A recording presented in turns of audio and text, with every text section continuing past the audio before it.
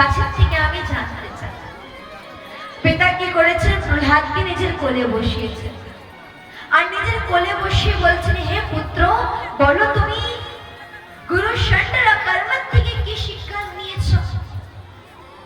এমন সময় প্রহ্লাদ ছোট্ট শিশুকে বললেন, তুই হাত ছোট করে। প্রথম বললেন, পিতা, আমি প্রথম শিক্ষা নিয়েছি প্রজার সেবা। বাহ, কত সুন্দর শিক্ষা। তারপর পিতা, তারপরে জানেন আমি কি শিক্ষা নিয়েছি? কি শিক্ষা?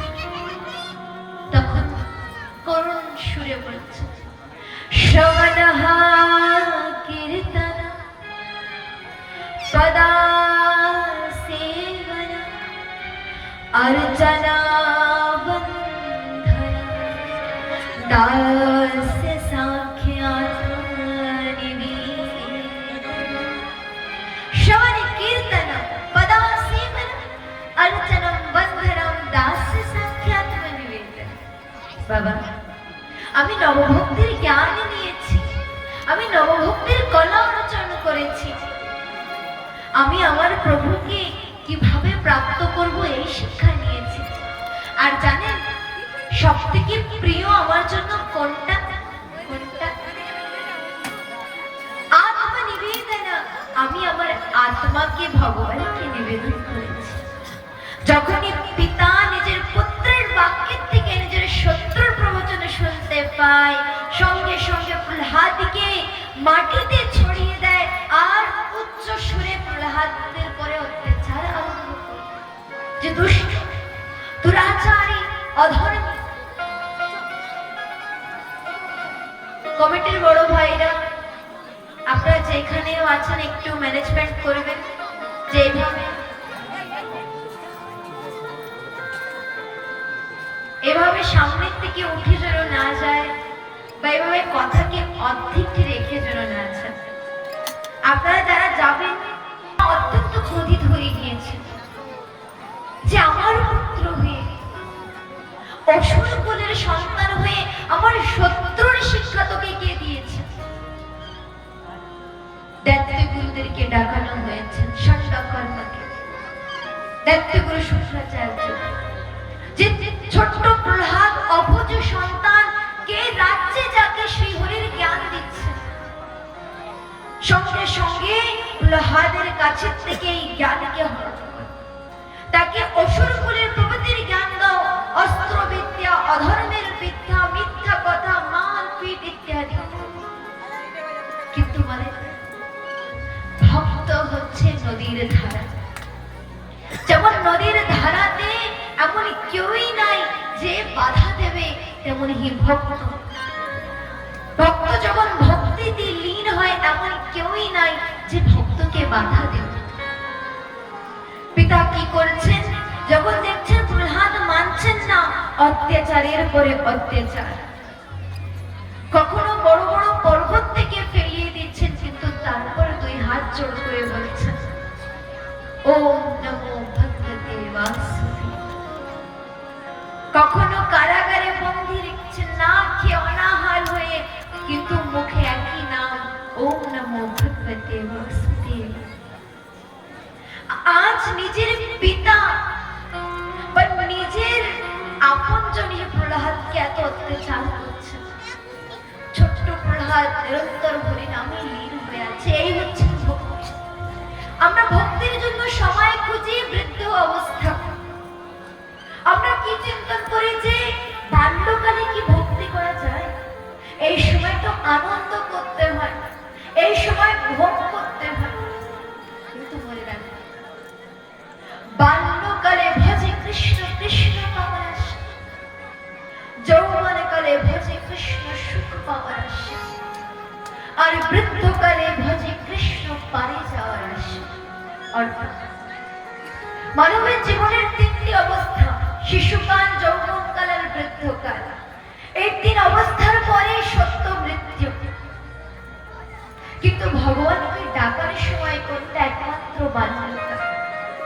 এবার আপনি বলেন, আপনি ভগবানের সেবায় কোন পুষ্পটা দেন, কোন ফুল দেন? যে পুষ্পটা গাছে নতুন এসেছে, তাই না মা? হ্যাঁ না বাবা, ওই পুষ্পটাই দেন। কিন্তু যে পুষ্পটা শুকনো হয়ে গিয়েছে, নষ্ট হয়ে গিয়েছে, যে পুষ্প আর সেবাই নাই, সেই পুষ্পকে আর ভগবানকে দেবে? ঠিক তেমনই মানব দেহ। এই মানব দেহ একটি পুষ্প, অর্থাৎ এই দেহটাও তো প্রভুর সেবার জন্য। এই মানব দেহের পুষ্প শিশুকালে সে নতুন থাকে, আর বৃদ্ধকাল থেকে যখন আসে তার জ্যোতি, তার সুগন্ধ, তার যে আলো সেটা নিম্ন হয়ে যায়। এবার আপনি বলুন, বৃদ্ধকালে লোকে নিজ হাতে খেতে পারে না, মালা ঝুলি কিভাবে নেয়? বৃদ্ধকালে নিজের বিছনা ছেড়ে উঠতে পারে না, প্রভুর কাছে গিয়ে আসনে কিভাবে বসে? ভক্তির সময় হচ্ছে কোনটা? শিশু। তো যখন আপনার বাচ্চা দেখবেন কথা বলা আরম্ভ করেছে, তখন হাতে মোবাইল ফোন না, হাতে তখন ঢোল বাজিরা, সংকীর্তন, হাতে তখন বিদ্যা দেবেন, শাস্ত্র দেবেন, গীতার গান দেবেন। কিন্তু এখন তো বিপরীত হচ্ছে। এখন তো ঘরে ঘরে কতদিন শুনেছিলাম না, ধুন্ধকারী মতন সন্তান আসছে। আর ছোট্ট প্রহার নিরন্তর কষ্ট সহ্য করছে, কিন্তু হরিনাম বন্ধ করছে। তার মনে একই আশ যে আমি আমার দয়াল ঠাকুরকে চাই, আমি আমার প্রভুকে দেখতে চাই। যখন পর্বত থেকে ফেলিয়ে দিয়েছেন, এমন সময় দুই হাত জোড় করে প্রহ্লাদ বলছেন যে আমি জানি প্রভু, আমি অসুর কুলে, আমার পিতা আপনার শত্রু, কিন্তু আমি তো আর আপনার শত্রু না। আমি জানি প্রভু, আমি আপনাকে ডাকার মতন ডাকতে পারছি না, আপনাকে দেওয়ার মতন কিছু দিতে পারছি না না, কিন্তু আমি তো তোমার সন্তান। তুমি প্রহ্লাদের এই বিশ্বাসকে নিরন্তর যেন এইভাবে রাখতে পারো যে আমি একদিন তোমার দর্শনে পাবো। হে ঠাকুর ভক্তগণ, ভক্ত জীবনে কখন কখন কাঁদে। একটি সংসারিক জীব নিরন্তর কাঁদছে, কখনো ভাই ভাই বলে, কখনো বন্ধু বলে, কখনো আপনজনের জন্য, কখনো টাকা পয়সার জন্য। কিন্তু একটি ভক্ত কখন কান্না করে? যখন একটা ভক্ত নিরন্তর প্রভুকে ডাকে আর প্রভু দর্শনে দেয় না, তখন কান্না করে যে আমার ভক্তি প্রভু কবে পূর্ণরূপে সচল হয়ে যাবে আর তুমি আমায় দেখা দেবে। আর পুনরায় কখন কান্দে জানেন?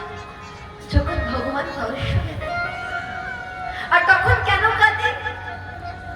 যে প্রভু তুমি এত করুণাময়, এত দয়াময়, যে সামান্য মাত্রায় ভক্তিতে তুমি আমায় দর্শনে দিয়েছ না, কখন কাঁদে।